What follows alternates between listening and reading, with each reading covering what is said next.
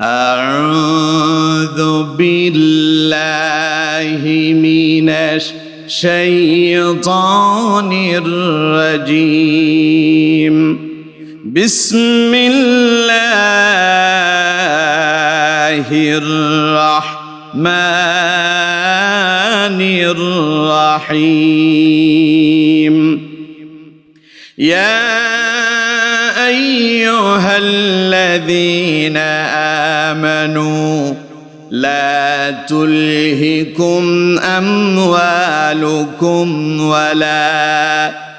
ولا أولادكم عن ذكر الله ومن يفعل ذلك فأولئك هم الخاسرون وأنفقوا مما رزقناكم من قبل أن يأتي أحدكم الموت فيقول رب لولا أخرتني إلى أجل قريب فأصدق وأكن من الصالحين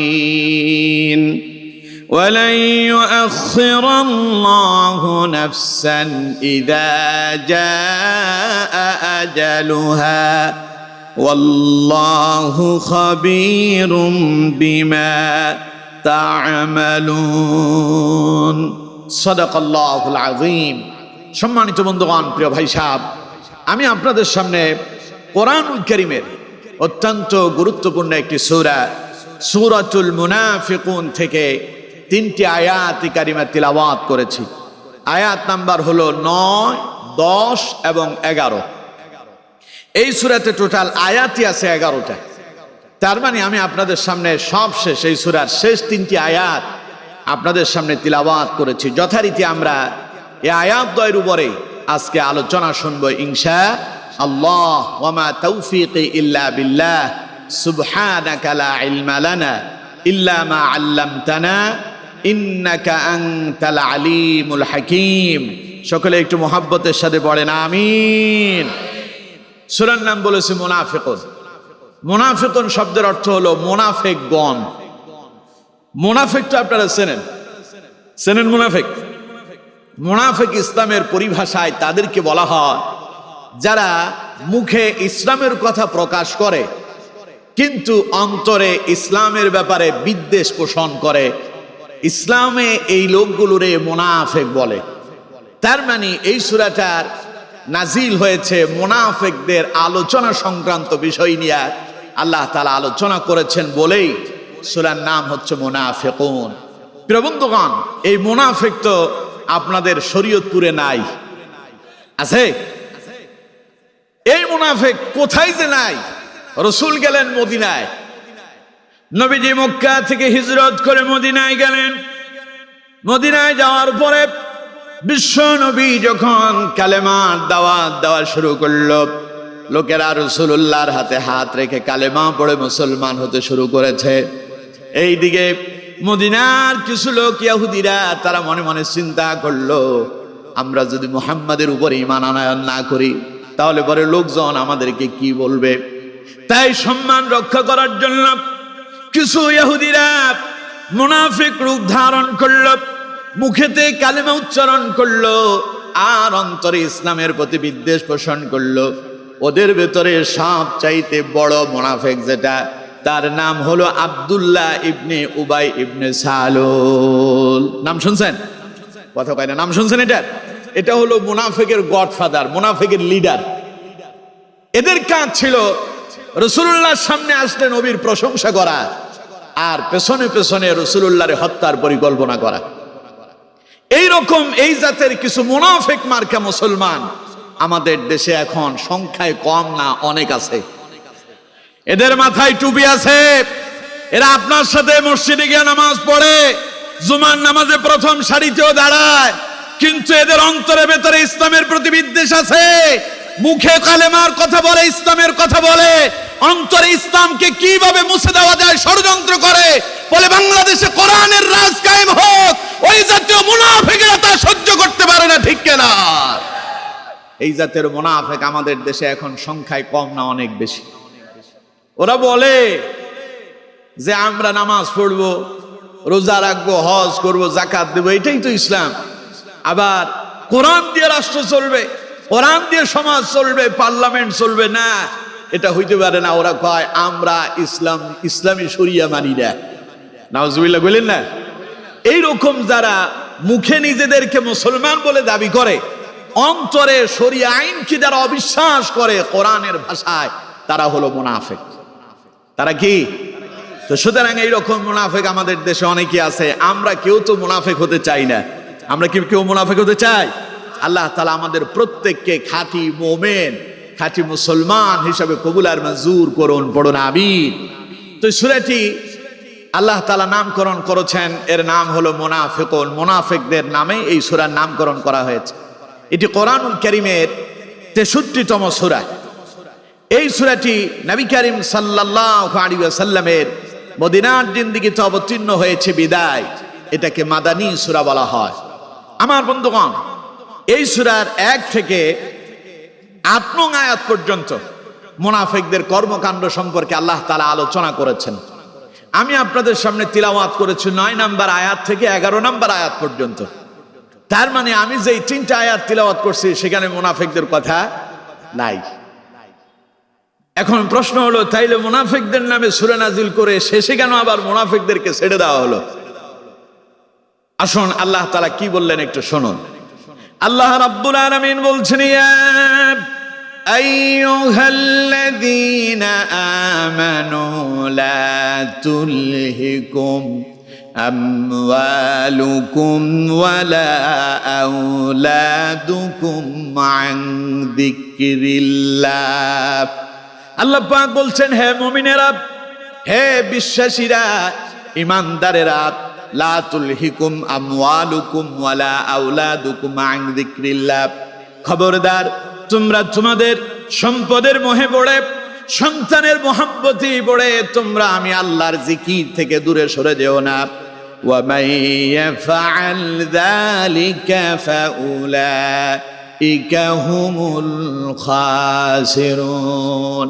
যারা এমনটা করবে আল্লাহ পাক বলেন তারাই শ্রেষ্ঠ ক্ষতিগ্রস্ত হবে।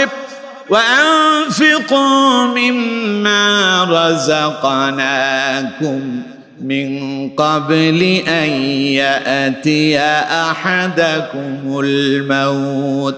আল্লাহ পাক বলেন, মুমিনরা মৃত্যু আসার আগে তোমরা তোমাদের সম্পদ থেকে আল্লাহর রাস্তায় ব্যয় করো। ফায়াকুল, অথবা তোমরা আমাকে বলবে, রাব্বি, হে আমাদের রব, লাউলা আখরতনি ইলা আজালিন করিব, আমাকে আরেকটু সময় দেওয়া হোক, আমাকে আরেকটু অবকাশ দেওয়া হোক। ফাআসাদদাক, আমি তোমার রাস্তায় সাদকা করব। ওয়া আকুম মিনাস সালিহিন, আর আমি নেক কাজে শরীক হয়ে আমি নিজেকে সালেহিন তথা নেককার হিসেবে প্রকাশ করব। ওয়ালাই ইউআখিরুল্লাহু নাফসান ইযা জাআ আজালুহা। আল্লাহ পাক বলেন, যখন তোমার সময় আসবে, নির্ধারিত সময়, 1 মিনিটের জন্য, 1 সেকেন্ডের জন্য আর তোমাকে অবকাশ দেওয়া হবে না। ওয়াল্লাহু খাবীরুম বিমা তা'মালুন। মূলত তোমাদের সম্পর্কে আল্লাহ রাব্বুল আলামিন ভালোই অবগত। এই হচ্ছে আয়াত দ্বয়ের সরল অনুবাদ। তার মানে মুনাফিকদের চরিত্র সম্পর্কে আলোচনা করার পরই আল্লাহ পাক মুমিনদেরকে সতর্ক করলেন। মুমিনদেরকে কি করলেন? কথা কয় না, কি করলেন? সতর্ক। বুঝেন তো? সতর্ক মানে হলো যে আপনাকে একজন মানুষ মেসেজ দিল, আপনি যদি এখন এখান থেকে আপনি আপনার বাড়িতে যেতে যান, পথে একখান বিপদ আছে, এখন এই বিপদের কথা শুনছেন, মানে এটা হলো সতর্ক সংকেত। এটা কি সংকেত কন্ত? আল্লাহ তাআলা মুনাফিকদের আলোচনা করার পরে এবার মুমিনদেরকে সতর্ক করলেন। তার মানে মুমিনরা, তোমরা মুনাফিকদের মতো হয়ো না, তোমাদের চরিত্র যেন মুনাফিকদের মতো না হয়। তোমাদের চরিত্র হবে এমন, তোমরা মুনাফিকদের বিপরীত হবে, তোমরা মুনাফিকদের মতো দুনিয়াতে গা ভাসিয়ে দিয়ে আল্লাহকে ভুলে যাবে না, দুনিয়ার মহব্বতে পড়ে যাবে না, সন্তানের মহব্বতে পড়ে আল্লাহরে ভুলে যাবে না। এটা হলো মুনাফিকদের চরিত্র। আর মুমিনদের চরিত্র হলো তারা তাদের সম্পদ, সন্তান, জীবন এবং সব কিছুর চাইতে বেশি ভালোবাসবে যারে, তিনি কে? কোরআনে আল্লাহ রাব্বুল আলামিন বলছেন, কুল ইন্না সালাতি ওয়া নুসুকি ওয়া মাহইয়ায়া ওয়া মামাতি লিল্লাহি রাব্বিল আলামিন। পড়েন আল্লাহু আকবার।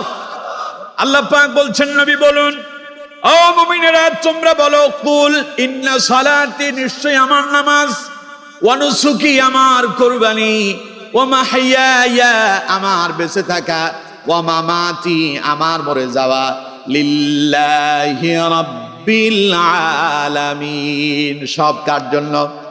চিল্লায় বলেন কার জন্য? বেঁচে থাকবো তো আল্লাহর জন্য, মরে যাবো তো আল্লাহর জন্য, সম্পদ থাকবে তো আল্লাহর জন্য, সন্তান হবে তো আল্লাহর জন্য, নামাজ হবে আল্লাহর জন্য, কোরবানি হবে আল্লাহর জন্য। তার মানে মুমিনের গোটা জীবন হবে আল্লাহর সন্তুষ্টির জন্য, ঠিক কিনা? মুমিন হবে মুনাফিকের বিপরীত। এজন্য আল্লাহ রাব্বুল আলামিন মুমিনদেরকে সতর্ক করলেন। আল্লাহ পাক বলছেন, ইয়া আইয়ুহাল্লাযীনা আমানু লা তুলহিকুম আমওয়ালুকুম ওয়ালা আওলাদুকুম আন যিকরিল্লাহ। আল্লাহ রাব্বুল আলামিন বলছেন, মুমিনেরা, লা তুলহিকুম আমওয়ালুকুম, খবরদার তোমরা তোমাদের সম্পদের মোহে পড়ে আন যিকরিল্লাহ, আল্লাহর জিকির থেকে দূরে সরে যেও না। এখানে জিকির মানে আল্লাহর ইবাদত থেকে দূরে সরে যেও না। ও দুনিয়ার মানুষেরা, আল্লাহ রাব্বুল আলামিন মুমিনদেরকে বড্ড ভালোবাসেন, মুমিনদেরকে আল্লাহ পাক বড় পছন্দ করেন। মুমিন কারা তা আগে আমাদেরকে জানতে হবে। মুমিন হলো তারা যারা পড়লো লা ইলাহা ইল্লাল্লাহু মুহাম্মাদুর রাসূলুল্লাহ। সবাই পড়েন, লা ইলাহা ইল্লাল্লাহু মুহাম্মাদুর রাসূলুল্লাহ। যারা বলল আল্লাহ ছাড়া আর কোনো ইলাহ নাই, মুহাম্মদ সাল্লাল্লাহু আলাইহি ওয়াসাল্লাম তিনি আল্লাহর প্রেরিত বান্দা এবং রাসূল, এই কথা যারা মুখে উচ্চারণ করলো, অন্তরে যারা বিশ্বাস করলো, আল্লাহর কোরআনের ভাষায় তারা হলো মুমিন। তারা কি? তাইলে যারা আল্লাহর বিশ্বাস করলো, রাসূলের বিশ্বাস করলো, আল্লাহ বলেন আমি তাদের প্রতি খুশি হয়ে গেলাম। সুবহানাল্লাহ। আচ্ছা, আপনাকে কেউ যদি বিশ্বাস করে আপনার কাছে তার সম্পদ আমানত রাখে, তাইলে আপনি কি তার প্রতি খুশি হবেন না? যে লোকটা আমার খুব বিশ্বাস করে, তার চোখে আমি খুব ভালো মানুষ, তার মানে এটা আপনার প্রশংসার কারণ হয়ে যাবে। আল্লাহ তাআলাও বান্দার উপরে খুশি হন যেই বান্দা আল্লাহর প্রতি ঈমান আনে, আল্লাহকে রব বলে মেনে নেয়, আর মুহাম্মদ সাল্লাল্লাহু আলাইহি ওয়াসাল্লামকে যারা রাসূল হিসেবে গ্রহণ করেছে, আল্লাহ পাক তাদের উপরে খুশি হয়ে যান, সন্তুষ্ট হয়ে যান। আল্লাহ পাক বলেন, বান্দা তুই যেমন আমারে বিশ্বাস করলি, আমার প্রতি ঈমান আনলি, আমি আল্লাহ তোর প্রতি খুশি হয়ে গেলাম। আর তোর প্রতি খুশি হয়ে আমি আল্লাহ তোর পথ দেখাচ্ছি। আমার বান্দা তুই এই পথে চলবি, এই পথে যাবি, ওই পথে যাবি না।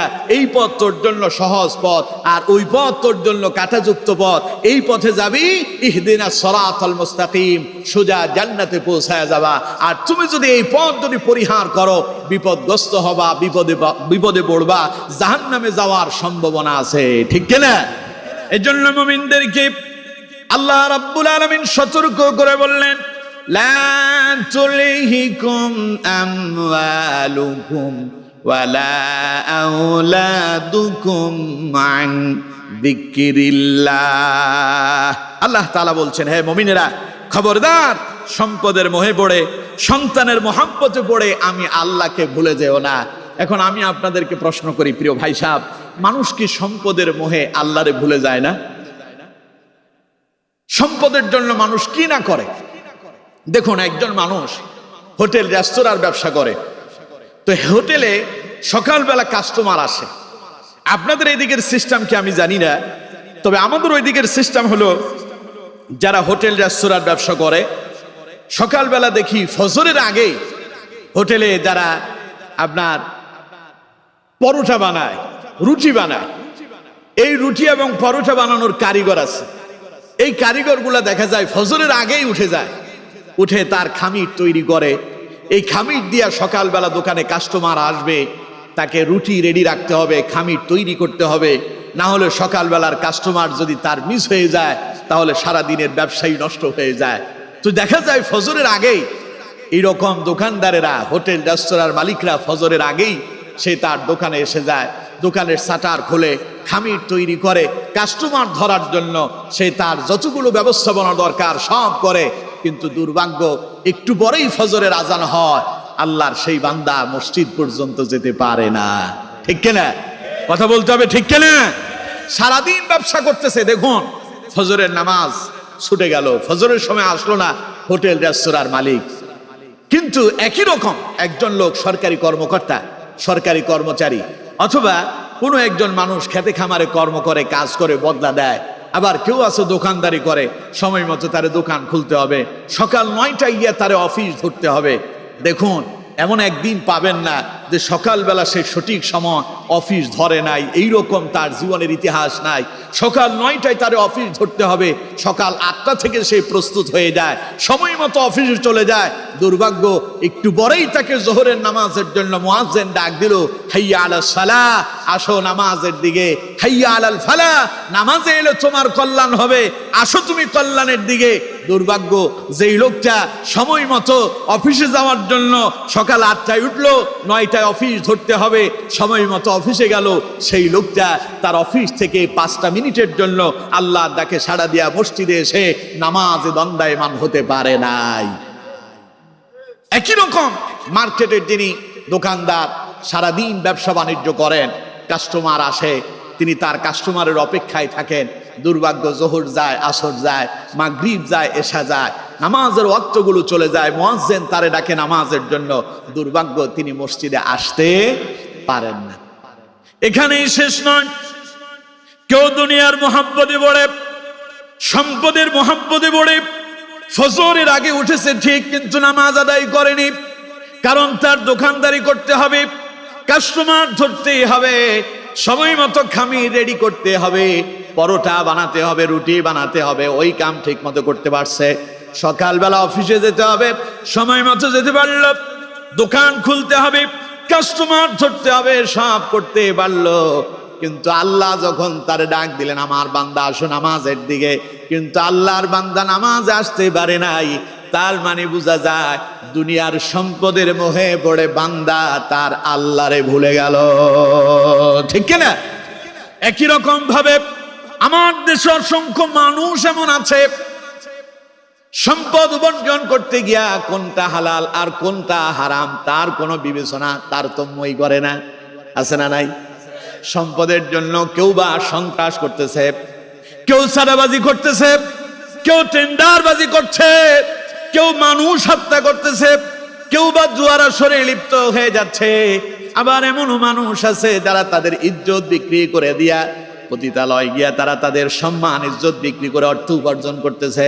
আমার বন্ধুগণ, কম তো দেখি তাহলে মানুষ যে সন্ত্রাস করলো, সন্ত্রাসী করাটা ইসলাম কখনো পছন্দ করে নাকি?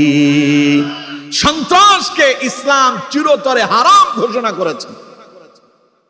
কিন্তু দুর্ভাগ্য, পৃথিবীর মানুষ সম্পদের মোহে পড়ে কিছু সম্পদ উপার্জন করার জন্য হালাল হারামের তারতম্য বিবেচনা করলো না।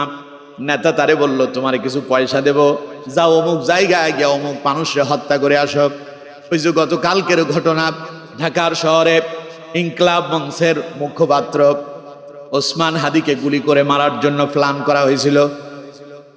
একটা যুবক ছেলে ইসলামের পক্ষে কাজ করেছে, দেশের পক্ষে কাজ করেছে, ভারতের আধিপত্যের বিরুদ্ধে কথা বলেছে। এই ছেলেটা দেশের জন্য প্রাণ দেওয়ার জন্য প্রস্তুতি গ্রহণ করেছিল। জালেমদের তা সহ্য হলো না, এই ছেলেটারে গুলি করে হত্যা করার জন্য টার্গেট করলো। রিকশায় চলছে সেই ছেলে, তার মাথার ভেতরে গুলি করা হলো। এক দিক দিয়া গুলিটা ঢুকলো আর অন্য দিক দিয়া বের হয়ে গেল। কন্ত দেখি যারা এই গুলিটা করছে পেছনে কোনো স্বার্থ আছে না নাই? হয়তো তারে কেউ ভাড়া করছে, তোমারে পয়সা দেব, এটা আমাদের শত্রু, ও যদি কোনোভাবে যদি ক্ষমতায় যেতে পারে, এই ছেলে যদি সংসদ সদস্য হয়ে যায়, এটা আমাদের মাথা ব্যথা হতে পারে, এই কথা চিন্তা করে, অথবা কারোর সাথে তার কোনো বিদ্বেষ থাকতে পারে, পরে শত্রুতার কারণে এমন কারোরে ভাড়া করলো যে গিয়া তারে গুলি করে মারছে। আমার বন্ধুমান কন্ত দেখি এই যে ছেলেটারে গুলি করলো, যেই ছেলেটা আল্লাহ মাফ করুন ওসমান হাদি যদি মরে যায়, এই মৃত্যুর জন্য কিয়ামতের ময়দানে যেই তারে গুলি করলো আল্লাহর আদালতে পাকড়াও হওয়া লাগবে কি লাগবে না? আল্লাহ রাব্বুল আলামিন বলছেন, মান কাতালা নাফসান বিগাইরি নাফসিন আও ফাসাদিন ফিল আরদি ফাকান্নামা কাতালান নাসা জামিআ। কোন ব্যক্তি যদি অন্যায়ভাবে কোন নিরপরাধ মানুষকে যদি হত্যা করে, আল্লাহ তাআলা বললেন সেই যেন একটা মানুষে হত্যা করলো না, তাম পৃথিবীর সব মানুষে হত্যার অপরাধ সে করে ফেলেছে। বলেন নাউযুবিল্লাহ। তার মানে যেই ছেলেটা এর গুলি করলো আল্লাহ মাফ করুন। আমরা ওসমান হাদির জন্য আল্লাহর কাছে দোয়া করি, আল্লাহ এই দেশপ্রেমিক এই ছেলেটারে তুমি শিফায়ে কুল্লিয়া আজলা দান করো, তাকে আবার সুস্থ করে আমাদের মাঝে ফিরায় দাও। বলেন আমিন। আমার বন্ধুগণ, এই ছেলে যদি মরে যায় যে গুলি করলো, তাহলে সে সমগ্র পৃথিবীর মানুষে হত্যা করলে যে গুনাহ হয় সেই গুনাহ তার ঘাড়ের উপরে চাপায়া নিল। কথা আমার না আল্লাহ? কথা বলেন, কথা আমার না আল্লাহ? সুতরাং বন্ধুগণ আমার, এই যে মানুষ অন্যায় অপরাধের পথ বেছে নিল কিছু অর্থ গড়ির জন্য, কিছু পয়সার জন্য, এই সামান্য পয়সা উপার্জন করতে গিয়া মানুষ হত্যার পথ বেছে নিয়েছে। আবার কেউ বা চাঁদাবাজির পথ বেছে নিল, কেউ টেন্ডারবাজির পথ বেছে নিল, অর্থ উপার্জন করতেছে, অর্থটাকে হালাল পন্থায় উপার্জন না করে হারাম পন্থায় উপার্জন করতেছে। কেউ বা সম্পদটারে সুদের ভেতরে লাগায়, অথচ সেই জানেই না সুদ যে কত মারাত্মক অপরাধ। ঠিক কিনা? সুদের অপরাধ কি জানেন?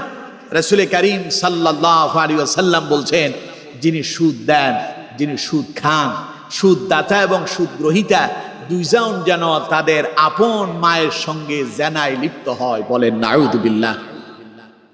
আর সুদের সবচাইতে বড় অপরাধ যেটা, ছোট অপরাধ হলো ব্যক্তি তার মায়ের সঙ্গে জেনার মতো অপরাধ করতেছে। আর বড় গুনাহ সম্পর্কে আল্লাহ পাক বললেন, যিনি সুদ খান, সুদ দেন, সে যেন আল্লাহর সঙ্গে যুদ্ধ ঘোষণা করেছে। আল্লাহর সাথে যুদ্ধ করে পারা যাবে? কথা কয় না, পারা যাবে? তো সামান্য পয়সার জন্য সে আল্লাহর সঙ্গে যুদ্ধে লেগেছে।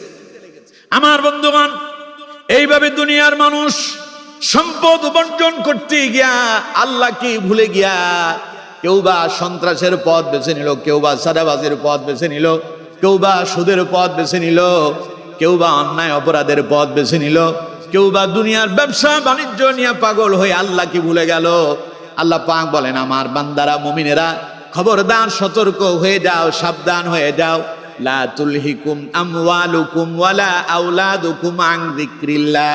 সম্পদের মোহে আর সন্তানের মোহে পড়ে আমি আল্লাহ রব্বুল আলামিনকে তোমরা ভুলে যেও না। আল্লাহরে ভুলে গেলে অসুবিধা আছে না নাই?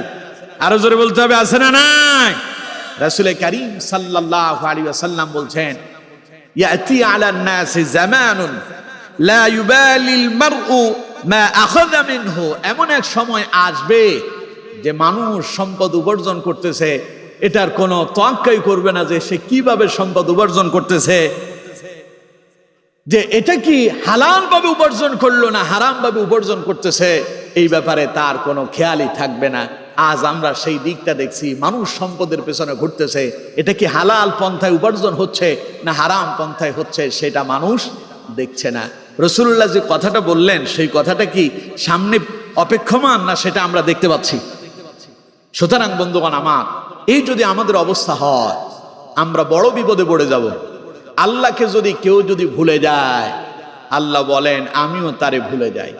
নাউযুবিল্লাহ। কোন আর আপনার মনে যদি আল্লাহ থাকেন, বিপদে পড়েন, মুসিবতে পড়েন, যেখানেই থাকেন না কেন, আল্লাহরে যদি স্মরণ করতে পারেন, আল্লাহ রাব্বুল আলামিন বলেন আমার বান্দা আমি তোমার পাশে দাঁড়ায়া যাই। আল্লাহু আকবার।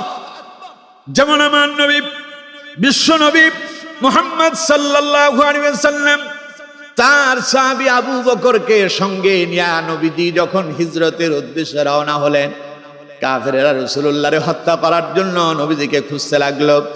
রাসূলুল্লাহ পাহাড়ের গুহার ভেতরে আত্মগোপন করলেন, কাফেরেরা সেখানে চলে গেল। হযরত আবু বকর বললেন, ইয়া রাসূলুল্লাহ সাল্লাল্লাহু আলাইহি ওয়াসাল্লাম, হুজুর কাফেরেরা যদি তাদের পায়ের দিকে তাকায় তাহলে আমরা ধরা পড়ে যাব। আল্লাহ পাক বলেন, ওই মুহূর্তে আমার নবী হতাশ হয়ে যায় নাই, বরং তার সাহাবীকে সান্ত্বনা দিয়ে বলল, লা তাহজান ইন্নাল্লাহা মা'ানা। আবু বকর ঘাবড়িয়ে যেও না, ভয় পেও না, হতাশ হয়ে যেও না, টেনশন করো না। জানো না তুমি এখানে আমরা দুইজন নয়, বরং এই দুইজনের আরো একজন আমাদের সঙ্গে আছেন, তার নাম হলো আল্লাহ। তার নাম কি? সুতরাং বিপদে পড়েন আর মুসিবতে পড়েন, মুমিন যদি আল্লাহরে স্মরণে রাখে, আল্লাহ বলে আমিও তারে স্মরণে রাখি। আর আপনি যদি আল্লাহরে ভুলে যান, আল্লাহ আপনারে ভুলে যাবে। এই জন্য দুনিয়ার সম্পদ আর সন্তানের ভালোবাসায় পড়ে আল্লাহরে ভুলে যাওয়া যাবে। আল্লাহ তাআলা আমাদেরকে এই কথাটুকুন বুঝার এবং বাস্তব জীবনে আমল করার তৌফিক দান করুন, বলুন আমিন। আমার বন্ধুগণ, এরপর আল্লাহ পাক বলছেন, ওয়ালা আওলাদুকুম আন যিকরিল্লাহ, সন্তানের মহব্বতে পড়ে তোমরা আমি আল্লাহকে ভুলে যেও না। আপনি বলবেন, হুজুর এতক্ষণ ওয়াজ করলেন, সম্পদের জন্য বুঝলাম মানুষ না হয় নামাজ পড়ে না, কোরআন পড়ে না, দ্বীন ইসলাম মেনে চলতে পারে না, হালাল হারামের তাওয়াক্কুল করে না, কিন্তু সন্তানের মোহে পড়ে আবার আল্লাহরে কেমনে ভুলে যাবে? প্রিয় বন্ধুগণ আমার, মানুষ যখন স্বামী স্ত্রী দুইজন যখন বিবাহ বন্ধনে আবদ্ধ হয়, একজন পুরুষ আরেকজন নারী বিবাহ বন্ধনে আবদ্ধ হওয়ার পরে একজন নারী এবং একজন পুরুষ, পুরুষ চায় সে বাবা হতে আর মেয়েটা চায় সে মা হতে, ঠিক কিনা? কথা কয় না, ঠিক কিনা? কেউ একজন বিবাহ করছে, ছেলে মেয়ে হয় না, 5 বছর হয়ে গেল, দেখবেন মহিলাটারে পাড়া প্রতিবেশী যারা আছে সবাই কিছু মন্দ কথা শোনায় দেয়। এরকম তো আপনাদের এলাকায় হয় না? কথা তারে শোনায় দেয়, কঞ্চ দেখি ছেলে দেওয়ার মালিক যিনি তিনি কে? মেয়ে দেওয়ার মালিক যিনি তিনি কে? যিনি ছেলেও দেন না মেয়েও দেন না তিনি কে? বিশ্বাস হয়? এখন ছেলে মেয়ে হচ্ছে না, 5 বছর হয়েছে বিয়ে করছে, ডাক্তার কবিরাজের শেষ নাই, কত ডাক্তার দেখালো, কত কবিরাজের কাছে গেল, সব জায়গায় যাওয়ার পরেও কাম হয় না। এখন একজন স্যারে পরামর্শ দিছে, এক কাম করো, তুমি অমুক জায়গায় এক পীর বাবা আছে, তার দরগায় যাও, মাজারে গিয়া সেখানে তুমি মান্নাত করো, দেখবা তোমার ছেলে হবে অথবা তোমার মেয়ে হবে। আরেকজন বলতেছে, ওই যে রাস্তা দিয়ে এক লোক যায়, চট বাবা, জট বাবা, সালা বাবা, তালা বাবা, আমাদের দেশে আছে না? কত কয় না, আছে না নাই? এদের কাছে যায়, এদের কাছে গিয়া সন্তান কামনা করে। আমার বন্ধুগণ, কন্ত দেখি কোন মাওলানা সাহেবকে সন্তান দিতে পারবে? মসজিদের ইমাম সাহেব সন্তান দিতে পারবে? যদি মাওলানা সাহেব যদি সন্তান দেওয়ার ক্ষমতাই থাকতো, পীর সাহেব যদি সন্তান দেওয়ার ক্ষমতাই থাকতো, তাহলে হযরত ইব্রাহিম আলাইহিস সালাম নবী হওয়ার পরে তাকে 80 থেকে 85 বছর পর্যন্ত আল্লাহর কাছে সন্তানের জন্য কান্না করা লাগতো না। হযরত জাকারিয়া আলাইহিস সালাম বৃদ্ধ হয়ে গেলেন, 95 বছর বয়স হয়ে গেল, সন্তান আদি হয় না, আল্লাহর দরবারে কেঁদেছেন। বৃদ্ধ বয়স আল্লাহ রাব্বুল আলামিন হযরত জাকারিয়া আলাইহিস সালামকে তিনি সন্তান দান করেছেন। আল্লাহ রাব্বুল আলামিন বলছেন, হুনালিকা দাআ জাকারিয়া রাব্বাহ ক্বালা রাব্বি হাবলি মিন লাদুনকা যুররিয়াতান তাইয়্যিবাহ ইন্নাকা সামিউদ দুআ। পড়েন আল্লাহু আকবার। আল্লাহ পাক বলেন, আমার জাকারিয়া আমাকে ডেকে বলল, হুনালিকা দাআ জাকারিয়া রাব্বা, সে আমার কাছে দোয়া করতেছে, রাব্বি হাবলি মিন লাদুনকা যুররিয়াতান তাইয়্যিবা, হে আমার রব তুমি আমার একটা নেককার সন্তান দান করো। ইন্নাকা সামিউদ দুআ, নিশ্চয়ই তুমি তো বান্দার কথা শোনো আর তার দোয়াও তুমি কবুল করো। পড়েন আল্লাহু আকবার। আল্লাহ তাআলা বললেন, আমি জাকারিয়ার দোয়াকে কবুল করলাম আর জাকারিয়াকে আমি শোনায় দিলাম, ইয়া জাকারিয়া ইন্না নুবাশশিরুকা বিগুলামিন ইসমুহু ইয়াহইয়া লাম নাজআল লাহু মিন ক্বাবলু সামিয়া। আল্লাহু আকবার। আমি জাকারিয়াকে ডেকে বললাম, জাকারিয়া রে, আমি আল্লাহ তোমার দোয়া কবুল করলাম। আমি আল্লাহ রাব্বুল আলামিন তোমাকে সুসংবাদ দিচ্ছি, ইন্না নুবাশশিরুকা বিগুলামিন ইসমুহু ইয়াহইয়া, আমি তোমার একটা সন্তান দেব। সন্তানের নাম আমি আল্লাহ নিজেই পছন্দ করলাম, তোমার ছেলের নাম হবে ইয়াহইয়া। পড়েন আল্লাহু আকবার। নাম কে রাখলো? আল্লাহ পাক বলছেন, আমি নাম রেখে দিয়েছি, বিগুলামিন ইসমুহু ইয়াহইয়া লাম নাজআল লাহু মিন ক্বাবলু সামিয়া। এমন এক নাম দিলাম, বিশ্বে কোথাও এই নামে আর কোনো মানুষই নাই। সুবহানাল্লাহ। এই প্রথম আমি আল্লাহ তার নাম নির্বাচন করে দিলাম। হযরত জাকারিয়া বললেন, আল্লাহ আমি তো বৃদ্ধ হয়ে গেলাম, শরীর আমার চলে না, দাঁড়াইতে পারি না ঠিক মতো, কোমর সোজা করতে পারি না, স্ত্রী আমার বয়স্ক হয়ে গেল, বৃদ্ধা হয়ে গেল, এখন আমাদের কিভাবে সন্তান আদি হবে, এটা কিভাবে সম্ভব? আল্লাহ পাক বললেন, আমার জাকারিয়া আমি আল্লাহ এমনই, যারে চাই তারে এইভাবেই দিতে পারি। আল্লাহু আকবার। কিন্তু আমার দেশের মানুষ কিছুদিন ডাক্তার কবিরাজের কাছে গেল, সেখানে গিয়ে চেষ্টা করলো, এরপরে পীরের দরবারে চলে গেল, মাজারে চলে গেল, খাজা বাবা, পীর বাবা, সট বাবা, জট বাবা, তালা বাবা, সালা বাবা, ল্যাংটা বাবা, এমন একটারে বানালো সারা শরীরের ভেতরে পোশাকই নাই। বাপ যে কতদিন গোসল করে নাই আল্লাহই ভালো জানে। চুলের ভেতরে সট বেঁধে গেছে, জট বেঁধে গেছে, দাড়িতে জট বেঁধে গেছে, শরীরের ভেতরে পোকা মাকড় বাসা করছে, কাছেই যাওয়া যায় না দুর্গন্ধের জ্বালায়, ঠিক কিনা? আবার কিছু কিছু আছে সারা শরীরে কাপড়ই নাই, নাউযুবিল্লাহি মিন যালিক। সেখানে গিয়া ওনার কাছে চাই, সেখানে যাও কেন? কই বাবার ভিতরে কিছু আছে।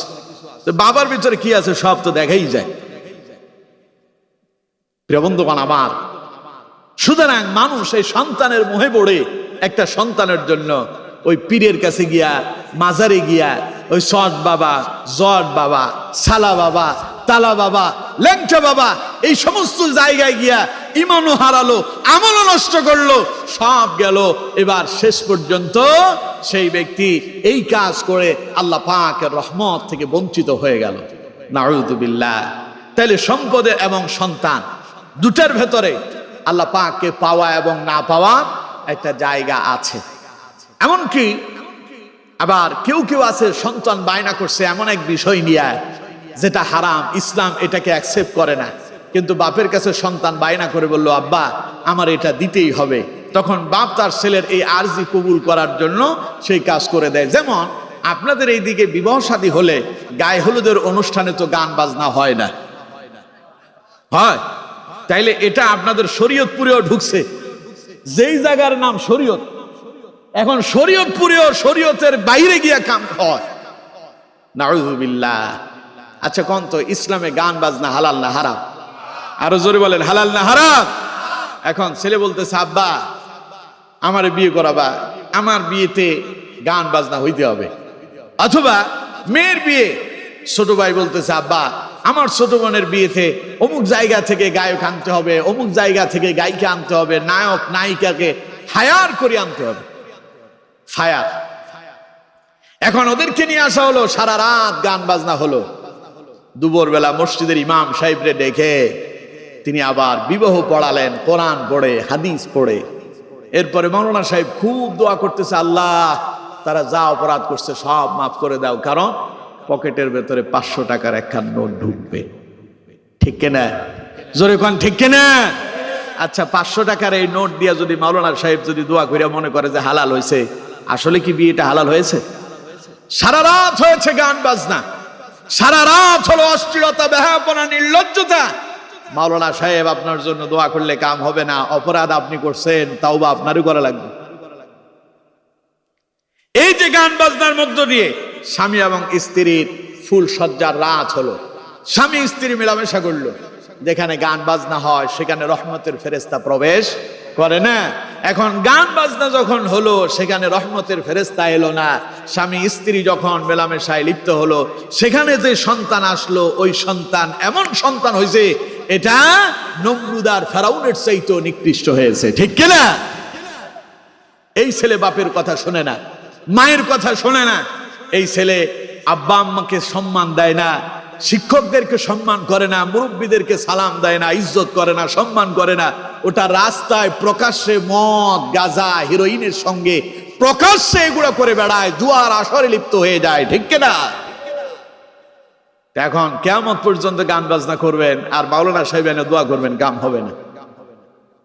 ছেলে বায়না করছে, মাওলানা সাহেব তিনারে ফোন করে বললেন আপনার বাড়িতে বিয়ে, গান বাজনার আওয়াজ শোনা যাচ্ছে।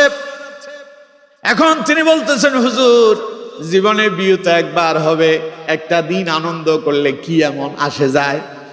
আচ্ছা আমি বলি, পায়খানা খাওয়া হালাল না হারাম? জোরে বলেন, হালাল না হারাম? তো জীবনে একদিন খাইয়েন আর কি, হালাল জীবনে একবারের জন্য বললাম আর কি, কি হইল এমন? হ্যাঁ, খাবে কেউ? কথা কয় না, খাবে? তো যেটা আল্লাহ হারাম করেছেন, গান বাজনা শোনা তেমনই হারাম, পায়খানা খাওয়া যেমন হারাম। কথা বুঝতে পারছেন?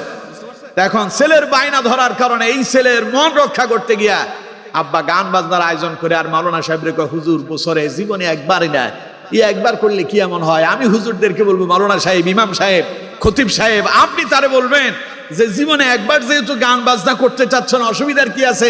হারামটা আপনি গ্রহণ করতে চান, তো একদিন পায়খানা খান। খাবে? বরংস মাওলানা সাহেবরে লাঠি নিয়ে দৌড়াবে আর পিটাইয়া তারে মসজিদ থেকে বের করে দেবে। আমার বন্ধুগণ, এই যে দুনিয়ার মানুষ সম্পদের মোহে আর সন্তানের মোহে পড়ে আল্লাহকে ভুলে যায়, আল্লাহ পাক মুমিনদেরকে বলেছেন এটা হলো মুনাফিকদের কাজ। তারা সম্পদের মোহে পড়ে আল্লাহরে ভুলে যায়, সন্তানের মোহে পড়ে আল্লাহরে ভুলে যায়। খবরদার মুমিনেরা, ইয়া আইয়ুহাল্লাযীনা আমানু লা তুলহিকুম আমওয়ালুকুম ওয়ালা আওলাদুকুম আন যিকরিল্লাহ। মুমিনেরা, তোমরা সম্পদের মোহে আর সন্তানের মোহে পড়ে আল্লাহর জিকির থেকে দূরে সরে যেও না। যদি তোমরা আল্লাহর জিকির থেকে সন্তানের মহব্বতে পড়ে, সম্পদের মহব্বতে পড়ে যদি আল্লাহকে ভুলে যাও, আল্লাহ পাক বললেন তাহলে তোমাদের অবস্থা কি হবে? ওয়া মান ইয়াফআল যালিকা ফাউলাইকা হুমুল খাসিরুন। তোমরা হবে শ্রেষ্ঠ ক্ষতিগ্রস্ত। ক্ষতিগ্রস্ত বুঝেন? কথা কয় না, ক্ষতিগ্রস্ত বুঝেন?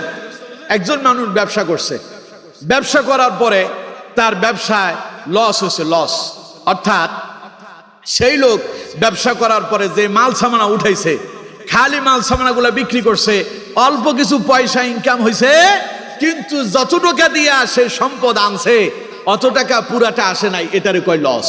এটারে কি কয়? আর আরেকজন ব্যবসা করার জন্য পুঁজি খাটালো, কিন্তু এই ব্যবসাতে তার অবস্থা হয়েছে এমন, তার পুরো সম্পদগুলো বিনষ্ট হয়ে গেল, যা আনছে সব মনে করেন আগুনে ধরে সব জ্বলে ছাই হয়েছে, এটারে কয় ক্ষতিগ্রস্ত। বুঝতেছেন? আল্লাহ তাআলা বলছেন যারা সন্তান আর সম্পদের মোহে পড়ে আল্লাহরে ভুলে যাবে, তারা যেন শ্রেষ্ঠ ক্ষতিগ্রস্ত হয়ে গেল, বঞ্চিত হয়ে গেল, মাহরুম হয়ে গেল। তার মানে খাসিরাত দুনিয়া ওয়াল আখিরাত, তার দুনিয়াও শেষ, আখিরাতও শেষ। এখন আমার বন্ধুগণ, এইরকম একজন আল্লাহরে ভুলে গেছিল, তার নাম ছিল কারুন। কি নাম কন্ত? যিনি ছিলেন হযরত মুসা আলাইহিস সালামের চাচাতো ভাই। তাফসীর ইবনে কাসিরের ভেতরে এসেছে, হযরতে আব্দুল্লাহ ইবনে আব্বাস রাদিয়াল্লাহু তাআলা আনহু বলছেন, এই কারুন আগে কিন্তু মুসলমান ছিল এবং কারুনের কণ্ঠ ছিল অত্যন্ত চমৎকার, খুব সুললিত কণ্ঠে সেই তাওরাত কিতাব তিলাওয়াত করত। আল্লাহ তাআলা তার অনেক সম্পদ দিয়েছিলেন, এত বেশি সম্পদ দিয়েছিল যে সম্পদের যে ধনভাণ্ডারের যে সন্দুক আছে, ওই সন্দুকের চাবি বহন করার জন্য একদল শক্তিশালী লোকের জন্য কষ্টকর হয়ে যেত। আল্লাহু আকবার! কি পরিমাণ সম্পদ আল্লাহ কারুনরে দিছিল দেখুন, কোরআন থেকে শুনুন। আল্লাহ তাআলা বলছেন, আল্লাহ রাব্বুল আলামিন বলছেন, ইন্না কারুন কানা মিন কওমি মূসা ফাবাগা আলাইহিম وآتيناه من الكنوز ما إن مفاتحه لتنوء بالعصبة أولي القوة।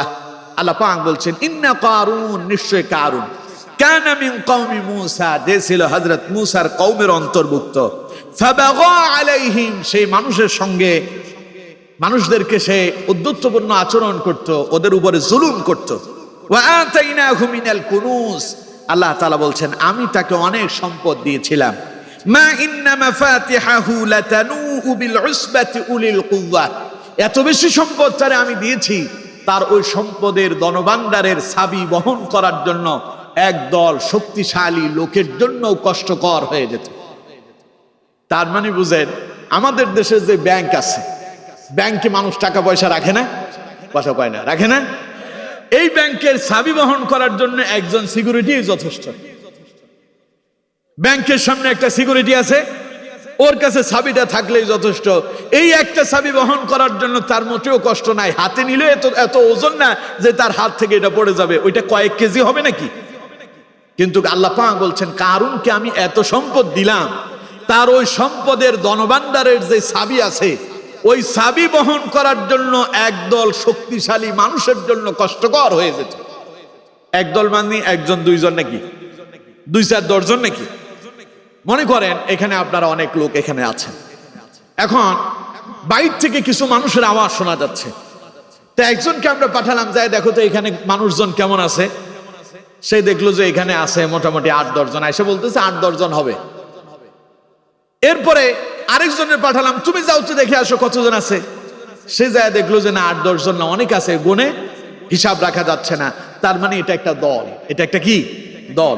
এইরকম একটা দলের জন্য আল্লাহ তাআলা বলছেন, এই কারুনের সম্পদের এই ধনভাণ্ডারের চাবি বহন করার জন্য একদল শক্তিশালী মানুষের জন্য কষ্টদায়ক হয়ে যেত।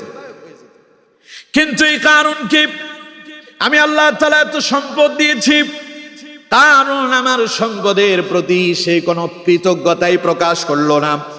এই সম্পদ পাওয়ার পরে সে তার নিজের ভেতরে অহংকারী নিয়ে এলো। তার কওমের লোকেরা, তার সম্প্রদায়ের লোকেরা তাদেরকে বলল, তাকে বলল, ইয ক্বালা লাহু কওমুহু লা তাফরাহ। হযরত মূসা আলাইহিস সালাম তারে বললেন, কারণ সম্পদ পেয়েছো, আল্লাহ তোমার সম্পদ দিয়েছে, অহংকার করো না। তার সম্প্রদায়ের লোকেরা বলল, কারণ আল্লাহ তোমার সম্পদ দিয়েছে, খবরদার অহংকার করো না। ইন্নাল্লাহা লা ইউহিব্বুল ফারিহিন, আল্লাহ অহংকারকারীকে পছন্দ করেন না। অহংকার শুধুমাত্র কেবলমাত্র একজনের জন্যই শোভনীয়, তিনি কে? আল্লাহ ছাড়া আর কারোর জন্য অহংকার শোভনীয় নয়। আমার বন্ধুগণ, লোকেরা হযরত মূসা আলাইহিস সালাম সহ ওই কারুনের সম্প্রদায়ের লোকেরা কারুনকে নসিহত করলো, তারে বলল, ওয়াবতাগি ফীমা আতাকাল্লাহুদ দারাল আখিরাহ।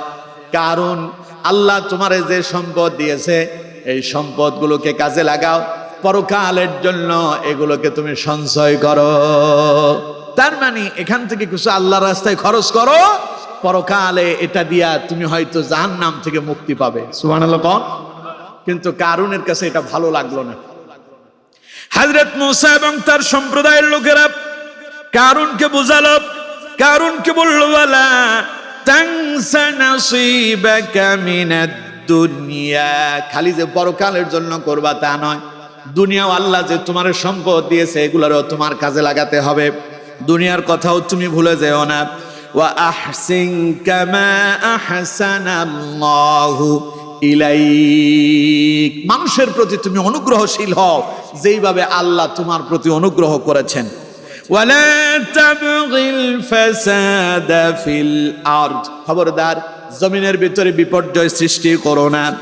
ইন্নাল্লাহা লা ইউহিব্বুল মুফসিদিন, নিশ্চয়ই আল্লাহ তাআলা ফাসাদ সৃষ্টিকারী, জমিনের ভেতরে সন্ত্রাস সৃষ্টিকারীদেরকে আল্লাহ তাআলা মোটেও পছন্দ করেন না। এই কথাগুলো তার কওমের লোকেরা এবং হযরত মূসা আলাইহিস সালাম কারুনকে বুঝালেন, কারুন আল্লাহর দিকে ফিরে আসো, আল্লাহ যে সম্পদ দিছে এগুলো দিয়ে তুমি পরকালকে খোঁজো, পরকালের জন্য এগুলোকে কাজে লাগাও। হযরত মূসা বললেন, কারুন তোমার যে সম্পদ আছে এগুলো থেকে যাকাত দাও, যাকাত দিলে সম্পদটাকে আল্লাহ পবিত্র করবে, এই সম্পদ দিয়ে যাকাত দেওয়ার কারণে পরকালে আল্লাহ তাআলা দানের বিনিময়ে তোমার জন্য উত্তম বাসস্থানের ব্যবস্থা করবে। কারুন কয়, মূসা আমি বুঝতে পারছি তোমার উদ্দেশ্য ভালো না, তোমার মনের ভেতরে আমার সম্পদ ভোগ করার খায়ের জন্মেছে। বলেন নাউযুবিল্লাহ, তুমি কি করে আমার সম্পদ ভোগ করবা তার চিন্তা করছো, এখন যাকাতের নাম দিয়ে আমার সম্পদ তুমি আত্মসাৎ করতে চাও। নাউযুবিল্লাহ বললেন না? কারণ হযরত মূসা আলাইহিস সালামের বিরুদ্ধে একটা ষড়যন্ত্র করলো, মূসা আলাইহিস সালামকে লাঞ্ছিত করবে, অপমানিত করবে। কারণ প্রথমে কি ছিল? মুসলমান। প্রথমে কি ছিল? মুসলমান ছিল। হযরত মূসা আলাইহিস সালামের চাচাতো ভাই তো, এবং তাওরাত কিতাব খুব চমৎকার ভাবে তিলাওয়াত করত, কিন্তু সম্পদের বিশাল ধনভাণ্ডারের কারণে সে অহংকারে ফেটে পড়েছিল, আল্লাহকে ভুলে গিয়া মুনাফিকে রূপান্তরিত হয়েছে। আমার বন্ধুগণ, হযরত মূসা কারুনকে বুঝালেন, আল্লাহ তোমার সম্পদ দিয়েছে, সম্পদ আল্লাহর রাস্তায় খরচ করো। কারুন বলতেছে, আচ্ছা মূসা, আমার সম্পদ ভোগ করার জন্য তুমি নতুন ষড়যন্ত্র করছো, কিভাবে তোমারে দমাতে হয় থামাতে হয় আমি খুব ভালো জানি। কারণ ইবনে কাসিরের বর্ণনায় আসছে, কারণ একটা মহিলা ভাড়া করলো, যেই মহিলা সমাজে ঘুরে ঘুরে বেশ্যাবৃত্তি করে, পতিতালয়ের কাজ করে, ইজ্জত বিক্রি করে খায়, এইরকম নষ্ট একটা মহিলারে ভাড়া করলো কারণ। সেই মহিলারে বলতেছে কারণ যে আমি তোমার এই সম্পদ দেব, অনেক টাকা পয়সা দেব, তোমার কাজ হলো মূসা আলাইহিস সালাম যখন জনসম্মুখে বক্তব্য দিতে যাবে তুমি সেখানে যাবা, আর মূসার বিরুদ্ধে তুমি অভিযোগ করবা, লোকদেরকে বলবা মূসা যে তোমাদের সামনে কথা বলতেছে, মূসার চরিত্র সম্পর্কে তোমরা জানো নাকি? এই মূসা সেই ব্যক্তি যে আমার সঙ্গে এই পাপ কাজ করছে। বলেন নাউযুবিল্লাহ। যা শিখায় দিল, মহিলা তাই করার জন্য প্রস্তুত হয়ে গেল।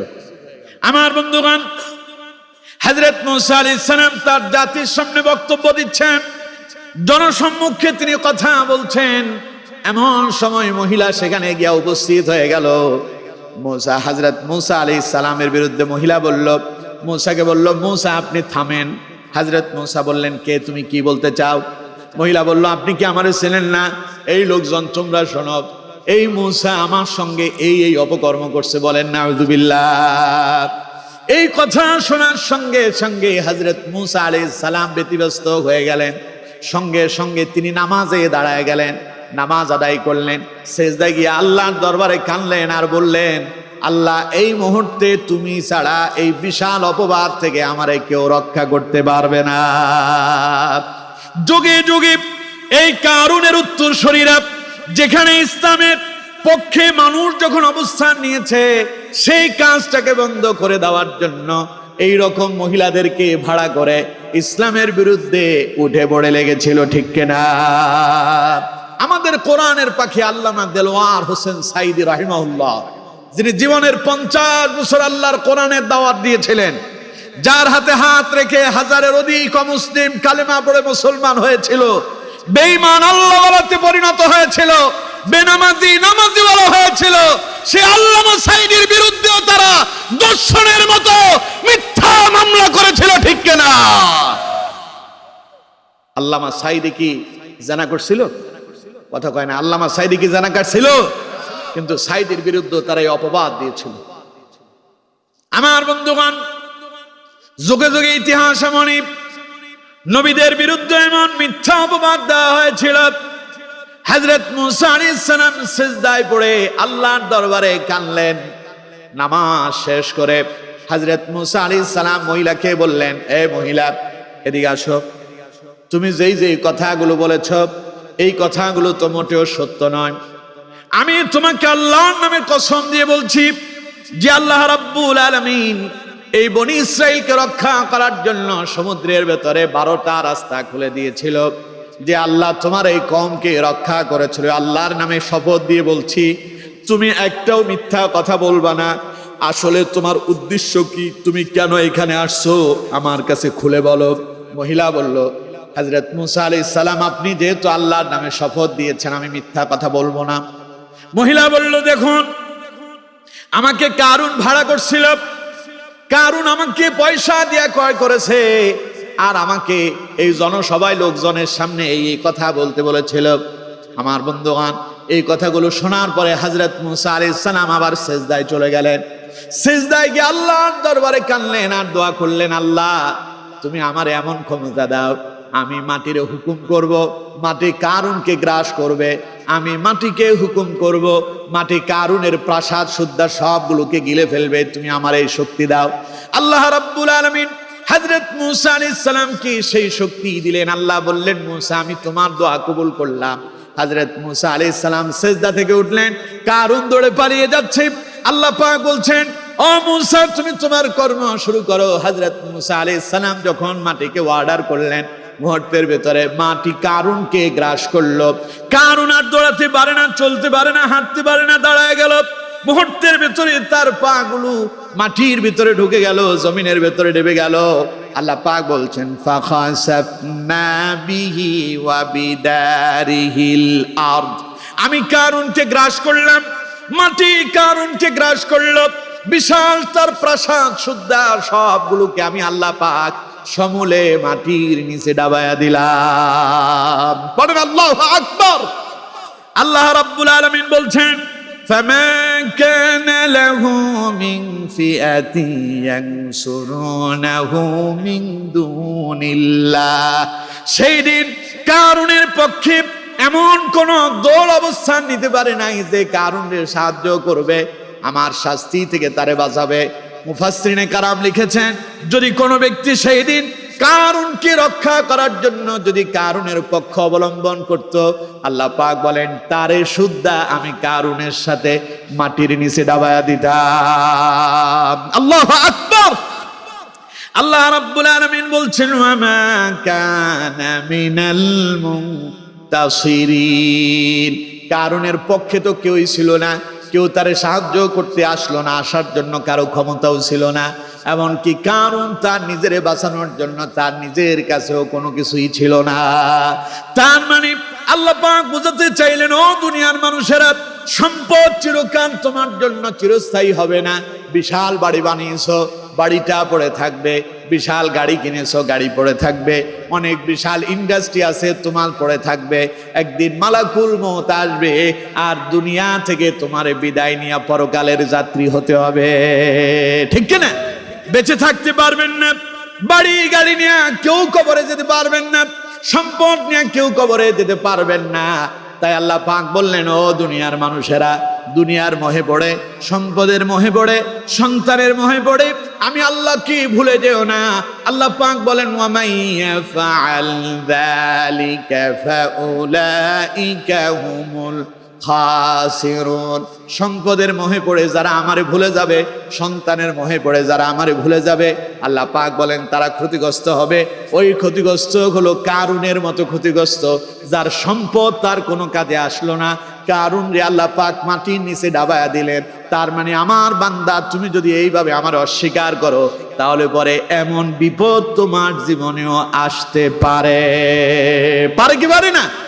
সুতরাং বন্ধুগণ আমার, আল্লাহ রাব্বুল আলামিন তারপরের আয়াতে বলছেন, ওয়া আনফিকু মিম্মা রাযাকনাকুম মিন ক্বাবলি আইয়াতিয়া আহাদাকুমুল মাউত। আল্লাহ পাক বলছেন, বান্দা আমি তোমার যে সম্পদ দিলাম, তাহলে এই সম্পদ রে তুমি কি করবা? আল্লাহ তাআলা বলছেন, ওয়া আনফিকু মিম্মা রাযাকনাকুম মিন ক্বাবলি আইয়াতিয়া আহাদাকুমুল মাউত, মৃত্যু আসার আগে এখান থেকে আমি আল্লাহর রাস্তায় ব্যয় করো। সুবহানাল্লাহ। কোন যদি আল্লাহর রাস্তায় সম্পদ ব্যয় করতে পারেন, যেমন আজকের এই মাহফিল হলো, এই মাহফিলে আপনারা অনেকে অংশগ্রহণ করেছেন, টাকা দিয়েছেন, বুদ্ধি দিয়েছেন, পরামর্শ দিয়েছেন, যার যতটুকু অ্যাবিলিটি আছে এই মাদ্রাসার জন্য আপনারা খরচ করেছেন। এই বিশাল মাদ্রাসা তৈরি হয়েছে আপনাদের দানের বিনিময়। আমার বন্ধুগণ, এইরকম যারা সম্পদগুলো আল্লাহর রাস্তায় ব্যয় করতে পারবে, আল্লাহ পাক বলেন তারাই ক্ষতিগ্রস্ততা থেকে বেঁচে যাবে। আর যারা এই সম্পদের মোহে পড়ে আল্লাহকে ভুলে যাবে, তারা ক্ষতিগ্রস্ততার মাঝে ডুবে যাবে। আল্লাহ পাক বলেন মৃত্যু আসার আগেই তাই তোমার সম্পদ থেকে কিছু কিছু হলেও আল্লাহর রাস্তায় ব্যয় করো। আল্লাহু আকবার। এর জন্য আল্লাহর রাস্তায় খরচ করতে পারবেন তো ইনশাআল্লাহ? আল্লাহর রাস্তা মানে কি আপনি কি আল্লাহরে দিতে পারবেন ডাইরেক্ট? মসজিদের শুক্রবার জুমার দিন যখন দান বাক্সটা আসবে সেখানে দেবেন। ওই মসজিদে দান করলেন মানে আল্লাহকে দিলেন, মাদ্রাসার জন্য দিবেন তার মানে আল্লাহরে দিলেন। একজন গরিব অসহায় মানুষ এলো, খেতে পারে না, চলতে পারে না, আপনার কাছে সাহায্য চেয়েছে, আপনি সেখানে দেন তার মানে আপনি আল্লাহরে দিলেন। জিহাদের জন্য খরচ করেন তার মানে আপনি আল্লাহকে দিলেন। দিন কায়েমের জন্য খরচ করেন, ইসলামের জন্য খরচ করেন তার মানে আল্লাহর পথে দিলেন। আল্লাহ পাক বলেন যদি না করো তাহলে তোমার কি অবস্থা হতে পারে শোনো। আল্লাহ পাক বলছেন ফায়াকুলা রাব্বি লাউলা আখখারতানি ইলা আজালিন কারীব। যদি তা না করো তাহলে যেই দিন মালাকুল মউত তোমার কাছে আসবে, আসার পরে তুমি বলবে রব্বি, হে আমার রব, লাউলা আখখারতানি ইলা আজালিন কারীব, আমারে আরেকটু সময় দাও, আমারে আরেকটু অবকাশ দাও, আরেকটু আমারে হায়াত দাও। আল্লাহ বলেন সে তখন বলবে যদি আমারে হায়াত দেওয়া হয় ফাআসাদ্দাকা, আমি আমার সম্পদগুলো আল্লাহর রাস্তায় সদকা করব। ওয়া আকুম মিনাস সালিহিন, জীবনভর নামাজ পড়ি নাই, সৎ কাম করি নাই, ইসলামী আন্দোলন করি নাই, কোরআনের পক্ষে অবস্থান নাই। আল্লাহ তুমি যদি আমারে আরেকবার সুযোগ দাও, আমি নেককার হয়ে যাব, ভালো মানুষ হয়ে যাব, সব ছেড়ে দেব। আল্লাহ পাক বলেন আমার বান্দা তুমি জানো না, যেই মালাকুল মউত একবার কারো কাছে আসছে ও তারে সালাম দিয়া বিদায় নাই, বরং যাওয়ার সময় সঙ্গে করে নিয়ে গেছে। ঠিক কিনা? ও যদি তোমার কাছে একবার এসে যায়, ওয়ালাই ইউআখিরাল্লাহু নাফসান ইযা জাআ আজালুহা, আল্লাহ পাক বলেন যখন তোমার সুনির্ধারিত সময় আসবে, নির্দিষ্ট সময় আসবে, মৃত্যুর সময় আসবে, 1 সেকেন্ডের জন্য, 1 মিনিটের জন্য বিলম্ব করা হবে না। অর্ডার হওয়ার সঙ্গে সঙ্গেই মালাকুল মউত আসবে আর তোমার দেহ থেকে প্রাণটা, রূহটা বের করে নিয়ে যাবে। সম্পদ পড়ে থাকবে, আত্মীয় স্বজন পড়ে থাকবে, তোমার কোনো কাজে আসবে না, খালি হাতেই তোমাকে পরকালের যাত্রী হতে হবে। ঠিক কিনা? ওয়াল্লাহু খাবীরুম বিমা তা'মালুন। আল্লাহ পাক বলেন তোমাদের সম্পর্কে আমি ভালোই জানি, তোমাদেরকে ছেড়ে দিলে তোমরা ঠিক আবার আগের মতোই হয়ে যাবে। আমার দেশে একজন ছিল এরকম, খুব অসুস্থ ছিল, মনে হয় মরে যায়, তার এয়ার অ্যাম্বুলেন্সে করে সিঙ্গাপুর নেওয়া হয়েছিল। বিগত সরকারের আমলের ঘটনা বলতেছি। এয়ার অ্যাম্বুলেন্সে করে সিঙ্গাপুর নিয়ে তার চিকিৎসা দেওয়া হয়েছিল। মনে করছিলাম ফিরে আইসা মনে হয় ভালো হয়ে যাবে। ওরে বাপ রে বাপ, ফিরে আইসা আবারও সে আগের মতো শুরু করছে। ওই যে তার কাছে মৃত্যু আসছিল সে সেটা ভুলেই গেছে। ঠিক কিনা? আমার দেশে মানুষ এরকম আছে, অনেক মরে যাচ্ছে, জীবনটা চলে যায়, হায় হায় হুজুর একটু দোয়া করেন আল্লাহ যেন ভালো করে দেয়। আল্লাহ ভালো করে দেওয়ার পরে ও আল্লাহর এই চিনে না। পৃথিবীতে করোনা আসছিল না? বাংলাদেশে আসছিল, শরীয়তপুরে তো আসে নাই, আসছিল। করোনার ভয়ে সবাই মসজিদে ঢুকছিল, কি নামাজ কালাম পড়তেছে, আল্লাহরে কত ডাকতেছে। সরকার কয় মসজিদে 3 জনের বেশি যাইতে পারবে না, আর দাঁড়াতে একজন থেকে আরেকজন 3 ফুট দূরত্বে। ওরে বাপরে, সরকারের বিরুদ্ধে আন্দোলন শুরু হয়ে গেছে, সরকার নাস্তিক হয়ে গেছে, আমরা মসজিদে যাইতে চাই, সরকার আমাদেরকে মসজিদে যাইতে দেয় না। বলে কিছুদিন পরে যখন আল্লাহ করোনা দূর করে দিল, মসজিদের সে মুসল্লিও হারায় গেল। আল্লাহ কয় আমি তোদেরকে চিনি, বিপদ আসলে তোরা আমার কাছে আসিস, বিপদ চলে গেলে তোরা আমারও ভুলে যাস। সুতরাং বন্ধুগণ আমার, এই জন্য আল্লাহ পাক বলছেন মৃত্যু যখন আসবে, আজরাইল মালাকুল মউত যখন দেখে ফেলছে আর ছাড় নাই, তোমার এখন শেষ, বিদায় নিতে হবে। তার মানে আমরা পৃথিবীতে যারা এসেছি, আমরা কেউ কি চিরকাল থাকতে পারবো? সবাই বলেন থাকতে পারবো? এখান থেকে বাড়ি পর্যন্ত পৌঁছাতে পারবো এরকম গ্যারান্টি আমরা কেউ দিতে পারবো? আরে এই তাফসীর জগতের একজন আলেম, নাম হলো নজরুল ইসলাম কাসেমি, গত কিছুদিন আগে ইন্তেকাল করছিলেন। কিছুদিন আগে ইন্তেকাল করছিলেন। যাকে সাইদি সাহেবের বাগিনা বলা হতো। জানি না আমি উনি সাইদি সাহেবের বাগিনা কিনা বা কি সূত্রে ভাগিনা সেটা আমার জানা নেই, কিন্তু এই লোকটা আকস্মিক ইন্তেকাল করলেন। এবং গত 2 দিন আগে দেখলাম এক মাওলানা সাহেব ওয়াজ করতেছেন। ওয়াজ করতে করতে হঠাৎ করে তার মাথার ভেতরে একটা যন্ত্রণা অনুভব হলো। তিনি ঢলে পড়লেন। মঞ্চের সামনে যে টেবিল রাখা ছিল সেই টেবিলের উপর ঢলে পড়লেন। সেখান থেকে তারে ধরে দ্রুত হসপিটালে নেওয়া হলো। ভোর রাতে ফজরের সময় সেই মাওলানা সাহেব ইন্তেকাল করছিলেন। তিনি কি জানতেন যে এটাই তার মৃত্যু, এটাই তার জীবনের শেষ সময়? তিনি যদি জানতেন তাহলে তিনি মাহফিলে আসতেন না। তিনি চিন্তা করতেন জীবনের শেষ সময়টা পরিবারের সঙ্গে কাটাবো, ঠিক কিনা? অথবা ওই যে এর আগে যে কাসেমি সাহেবের কথা বললাম, নুরুল ইসলাম কাসেমি সাহেব, তিনি যদি জানতেন যে তিনি এই বছর মাহফিলে করতে পারবেন না, তাহলে তিনি নতুন নতুন করে শিডিউল নিতেন না, অন্য জায়গায় ডেট নিতেন না। তার একটা মাহফিলের জন্য আমার কাছে খুব রিকোয়েস্ট করেছে ঢাকা থেকে, মিরপুর থেকে, হুজুর জানুয়ারি 16 তারিখ ডেটটা আমাদেরকে দেন। আমি বললাম যে ডেট তো খালি নাই, আপনারা এখন বললে কি হবে? বললো যে হুজুর এই ডেটটা আমরা মাওলানা নুরুল ইসলাম কাসেমি সাহেবের দাওয়াত দিয়েছিলাম, হুজুর ওনাকে তো পাইলাম না, উনি তো আকস্মিক ইন্তেকাল করছে, তাই আমরা বিপদে পড়ছি। এই ডেটটা যদি আপনি আমাদেরকে কোনোভাবে যদি ম্যানেজ করে দিতে পারতেন। আমি বললাম যে এইরকম ম্যানেজ করে দেওয়ার সেই ক্ষমতা আমার নাই, কারণ আমার ডায়েরিতে আরেকজনের সাথে ওয়াদাবদ্ধ হয়েছে এই ডেটে আমি সেখানে যাব, যেখানে ওয়াদা করছি আমার সেখানে যেতে হবে। আল্লাহ যদি আমার বাসায় রাখে হয়তো সেই ময়দানে আমার দেখা হবে, না হলে আপনারা যেমন আজকে ওনাকে খুঁজে পাচ্ছেন না, আকস্মিক ওনার ইন্তেকাল হয়ে গেছে, এরকম যদি আমার ইন্তেকাল হয়ে যায় সেখানকার লোকেরাও আমারে পাবে না।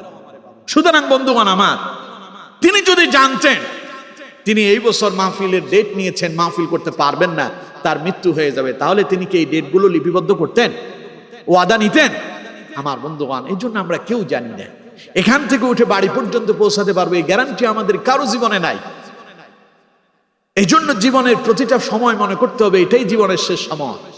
তো যেহেতু আমরা কেউই চিরকাল থাকবো না, মরেই যাব, মরতেই হবে। মৃত্যুটা যখন সুনিশ্চিত, এই মৃত্যুকে সামনে রেখে পরকালের জন্য আমাদেরকে প্রস্তুতি গ্রহণ করতে হবে। সম্পদগুলোকে আল্লাহর রাস্তায় কাজে লাগাতে হবে, সন্তানদেরকে আল্লাহর রাস্তায় কাজে লাগাতে হবে। সন্তানটারে মাদ্রাসায় দেন, আলেম বানান, হাফেজ বানান, আপনার জীবনে কল্যাণ হবে। অনেকে কয় হুজুর ছেলেরা হাফেজ বানায় আলেম বানায় কি হবে? হুজুরা নাকি খাইতে পারে না। বিশ্বাস করেন, আপনাদের এখানে আজকে যে আসছি, আপনাদের মাহফিল কমিটি কি পরিমাণ যে আপ্যায়নের ব্যবস্থা করছে। আমার মনে হয় ভর্তাই ছিল 5 থেকে 6টা, 6 আইটেমের বক্তাই ছিল। গরুর গোশ, মুরগির গোশ, মাছ, আরো কত কিছু। আমি খেলাম মাত্র 2টা জিনিস, 3টা ডাউল খেলাম, পাশাপাশি খেলাম ইলিশ মাছ, আর খেলাম গরুর গোশ, খেলাম 2 থেকে 3 টুকরো। মানুষ আমাদের জন্য খাবার নিয়ে রেডি হয়ে বসে থাকে, কিন্তু খেতে পারি না। আর আপনারাও কন যে হুজুরা নাকি খাবারই পায় না। বন্ধুগণ, খাবার পাবে তখন আলেমের মতো আলেম হবে যখন, ঠিক না? এর জন্য সন্তানকে মাদ্রাসামুখী করেন, দ্বীনি ইলম শিক্ষা দেন, কোরআন শেখান, ইসলাম শেখান। এই সন্তান আপনার জন্য জাহান্নামের কারণ হবে না, সন্তান হতে পারে আপনার জন্য জান্নাতের ওসিলা হবে। কিয়ামতের দিন আল্লাহর কাছে আপনার জন্য সুপারিশ করবে।